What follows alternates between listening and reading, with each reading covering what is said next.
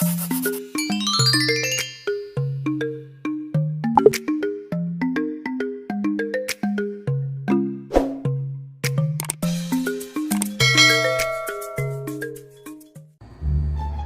guys, good morning. It's me again, Kian Madison.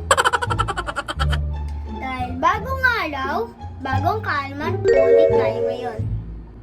Sa araw na ito, aalamin po natin kung paano nga ba ang wastong paghuhugas ng ating mga kamay. Tara, samahan niyo ako! A few moments later. Nakikilala niyo po ba ang nasa larawan? Tama! Ito ay mikrobyo. Alam niyo ba ang mikrobyo ay hindi nakikita ng ating mga mata? What? Ngunit ito ay nasa paligid lamang natin. Matatagpuan ito kahit saan. Pwede na! Maaaring ito ay nasa ating bahay, pwede rin sa mall, parke, o nasa ating paaralan.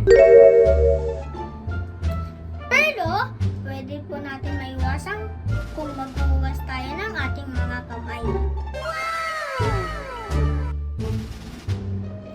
Tala, alamin natin kung paano nga ba ang wastong paghuhugas ng ating mga kamay.